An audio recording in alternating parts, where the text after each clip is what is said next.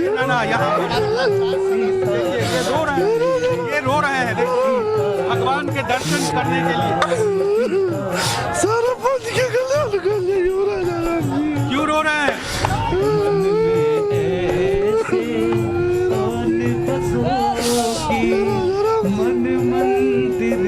का आरंभिक समय याद आता है जब कहा गया था कि ये केवल मंदिर निर्माण का नहीं है, ये भारत और संपूर्ण विश्व में हिंदुओं के जो सांस्कृतिक पुनरुत्थान है, ये उसका अभियान है और राम मंदिर जो है उसका प्रतीक बनेगा। अब मैं ये देख रहा हूं कि देखिए जैसे अब इसके कई पहलू हैं।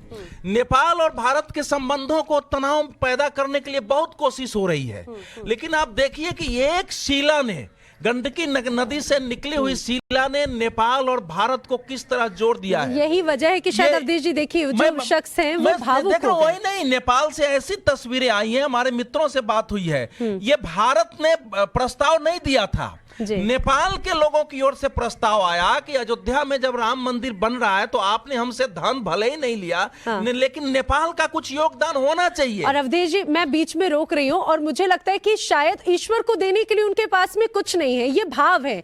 और देखिए शायद तभी जैसे ही वो शालिग्राम जब उस यात्रा वहां से गुजरी तो वो बस श्री राम को स्पर्श करके ही भावुक है। अध्यात्म, धर्म, संस्कृति और आस्था मनुष्य को इतना जोड़ती है, कितना भावुक बनाती है, और यही वो ताकत है भारत को कि दुनिया भर के जो भारत से जुड़े हुए, संस्कृति से जुड़े देश है, सब एक दूसरे से इसी से जुड़ते हैं। महंत जी मैं इसका जवाब आपसे जरूर लेना चाहूंगी। आपने रामायण को समझा है, आपने जिया है, आप उसे जीवंत रखते हैं। ये जो तस्वीरें हम भाव देख रहे हैं, आखिर ये कैसे भाव है? मानस में लिखा है, जो जैसे तैसे उठ धावे, बाल वृद्ध को साथ नुलावे।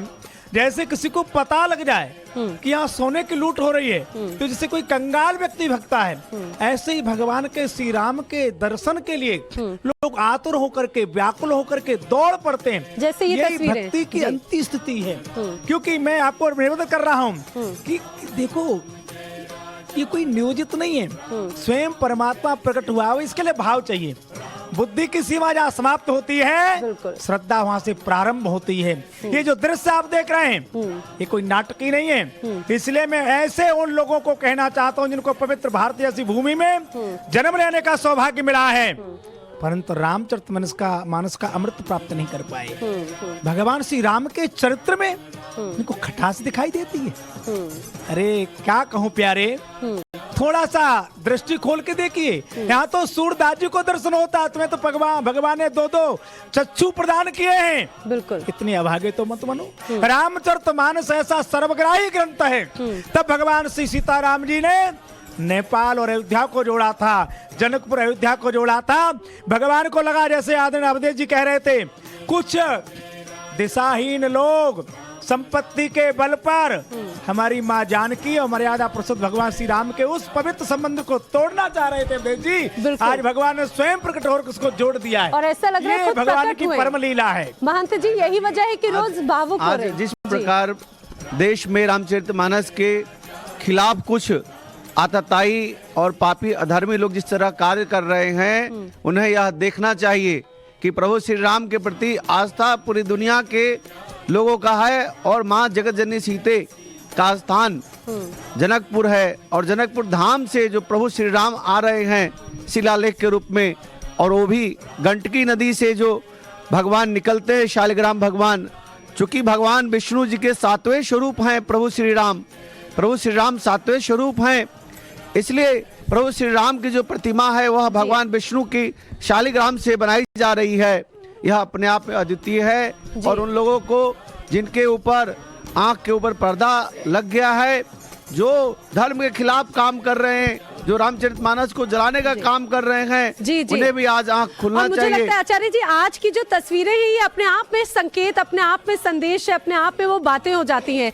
लेकिन मैं चाहूंगी अमरजीत जी, मैं अपने जो साथी हैं जो लगातार वहां से हर तस्वीर पहुंचा रहे हैं, मैं उन तक जाऊं, लेकिन उसके पहले भाई बहुत अद्भुत नजारा, विहंगम दृश्य है ये जी। देखिए रथ यात्रा और सभी लोग वहाँ पहुँच रहे हैं, बड़ा सुंदर मंदिर बनेगा ऐसा सबकी कल्पना में अभी सही, और हम सब पूरे हिंदुस्तानी नहीं पूरे वर्ल्ड के लोग इंतजार कर रहे हैं उस भव्य मंदिर का जो सरयू नदी के तट पे होगा।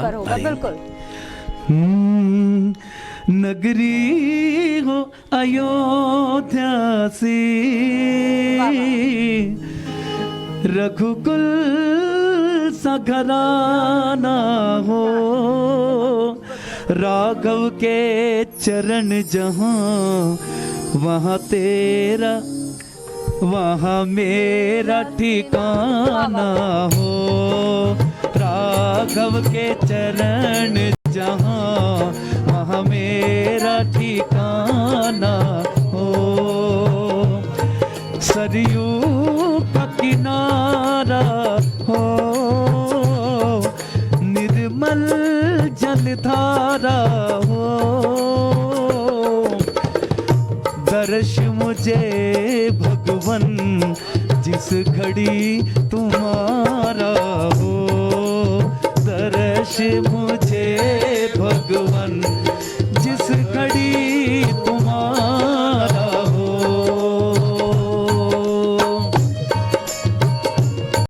मैं शब्दों से कहूं उससे बेहतर मैं तस्वीरें दिखा देता हूं आपको। देखिए किस तरीके से गोपालगंज में लोग जो है वो इंतजार कर रहे हैं। कई ऐसे पड़ाव है जहां पर लोग जो है यहाँ पर इंतजार कर रहे हैं ताकि वो प्रभु श्री राम के दर्शन कर पाए। लेकिन बहुत अनोखी तस्वीर, जरा इस तरफ अगर आप आएंगे तो ये तस्वीर आप देख पाएंगे। देखिए महिलाएं किस तरीके से इंतजार कर रही है। और हिंदू धर्म में मान्यता है कि पूजा पाठ को जल देकर संपन्न किया जाता है। माता जी आप बताइए किस तरह से पूजा करने वाली है?